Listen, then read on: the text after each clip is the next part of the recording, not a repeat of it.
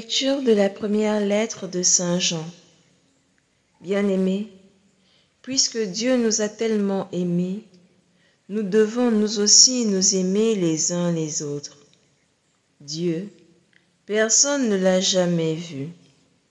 Mais si nous nous aimons les uns les autres, Dieu demeure en nous, et en nous, son amour atteint la perfection. Voici comment nous reconnaissons que nous demeurons en lui, et lui en nous. Il nous a donné à son esprit. Quant à nous, nous avons vu et nous attestons que le Père a envoyé son Fils comme sauveur du monde. Celui qui proclame que Jésus est le Fils de Dieu, Dieu demeure en lui et lui en Dieu. Et nous avons reconnu l'amour que Dieu a pour nous et nous y avons cru. Dieu est amour. Qui demeure dans l'amour demeure en Dieu et Dieu demeure en lui. Voici comment l'amour atteint chez nous sa perfection. Avoir de l'assurance au jour du jugement, comme Jésus. En effet, nous ne manquons pas d'assurance en ce monde. Il n'y a pas de crainte dans l'amour. L'amour parfait bannit la crainte, car la crainte implique un châtiment, et celui qui reste dans la crainte n'a pas atteint la perfection de l'amour. Parole du Seigneur.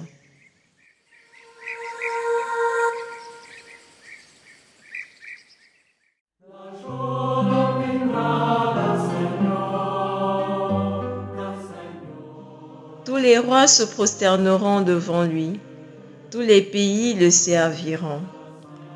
Dieu, donne au roi tes pouvoirs, à ce fils de roi ta justice, qu'il gouverne ton peuple avec justice, qu'il fasse droit aux malheureux.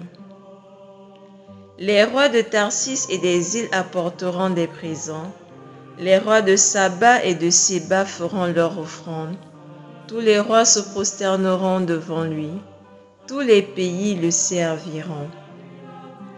Il délivrera le pauvre qui appelle, et le malheureux sans recours. Il aura souci du faible et du pauvre dont il sauve la vie. Tous les rois se prosterneront devant lui, tous les pays le serviront.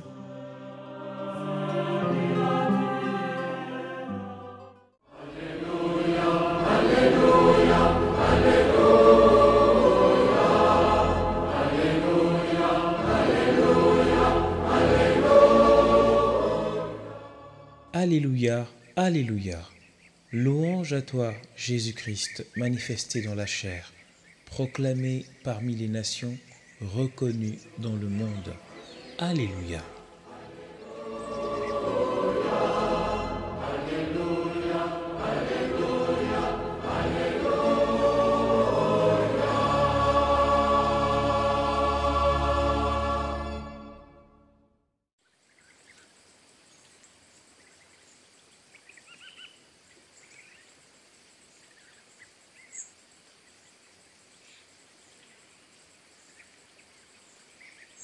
Évangile de Jésus-Christ selon saint Marc.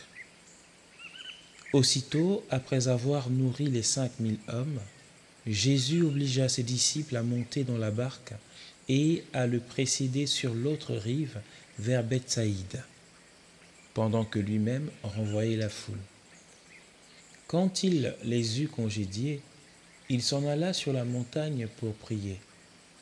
Le soir venu, la barque était au milieu de la mer et lui, tout seul à terre. Voyant qu'il peinait à ramer, car le vent leur était contraire, il vient à eux vers la fin de la nuit en marchant sur la mer, et il voulait les dépasser. En le voyant marcher sur la mer, les disciples pensèrent que c'était un fantôme, et ils se mirent à pousser des cris. Tous, en effet, l'avaient vu et ils étaient bouleversés. Mais aussitôt Jésus parla avec eux et leur dit : « Confiance, c'est moi, n'ayez pas peur. » Il monta ensuite avec eux dans la barque, et le vent tomba.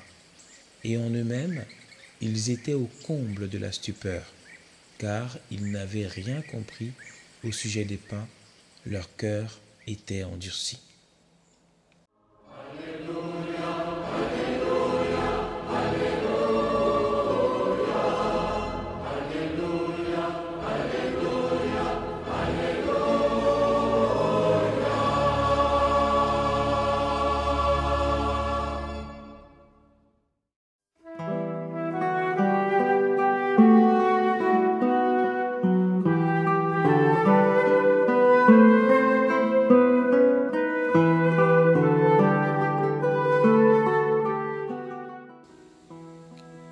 Frères et sœurs, nous connaissons bien l'évangile que nous venons d'écouter.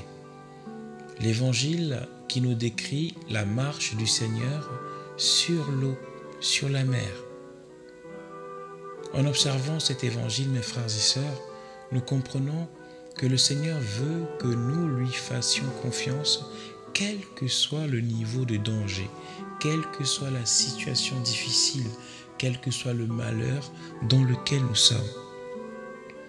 En effet, c'est Jésus qui envoie, qui pousse, qui commande à ses apôtres de monter dans la barque et d'aller vers l'autre rive.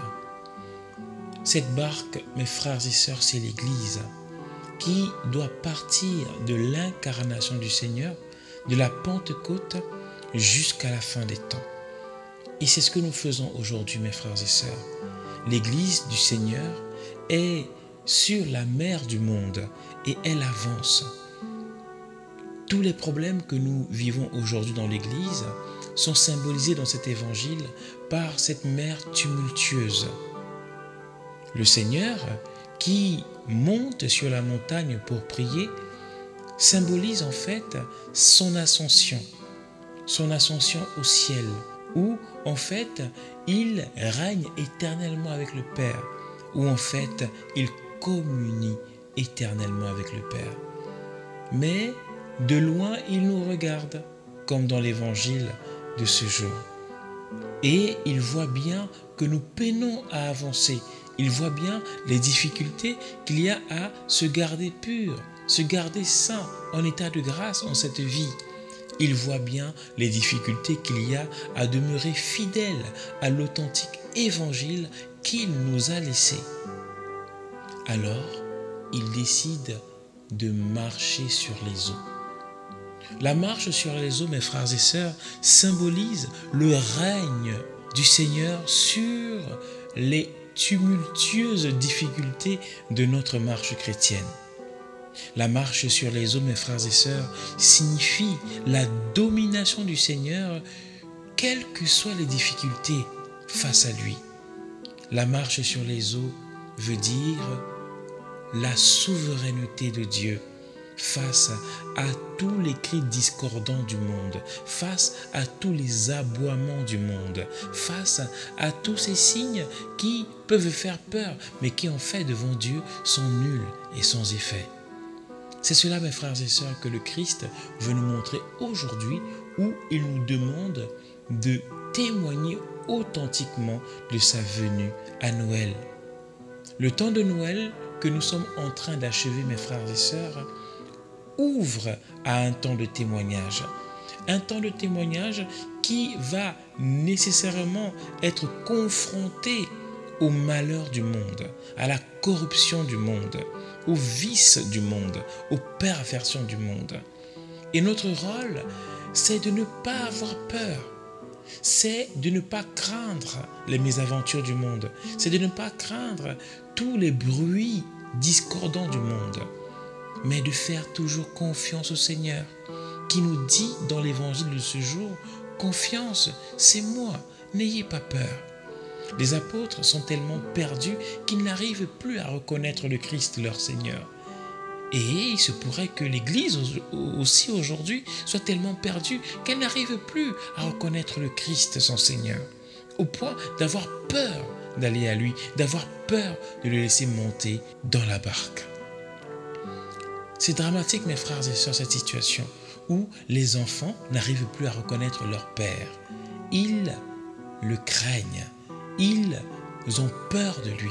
Ici, la crainte n'est pas comparée à la sainte crainte que toute créature, que tout enfant de Dieu doit avoir. Cette sainte crainte qui nous pousse à la vertu, cette sainte crainte qui nous pousse à aimer, à faire le bien. La crainte dont l'Évangile parle aujourd'hui, c'est la peur.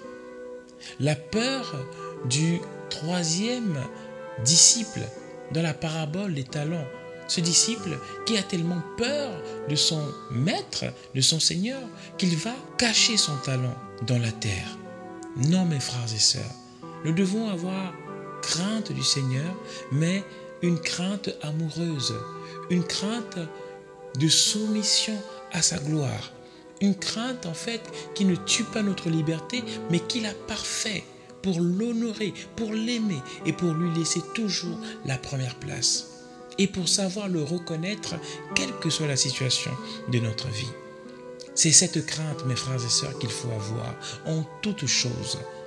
La crainte de Dieu qui, face à la tentation, nous invite à la vertu. La crainte de Dieu qui, face à la perversion, nous ouvre à la grâce. La crainte de Dieu qui nous fait choisir le chemin difficile, ardu, pénible, mais gracieux, contrairement au chemin largement ouvert, facile, plein de plaisir, mais qui nous mène en enfer. Mes frères et sœurs, relevons ce défi de toujours suivre le Seigneur dans son amour, quelles que soient les situations difficiles que nous allons affronter. L'amour du Seigneur, lui, ne nous abandonnera jamais.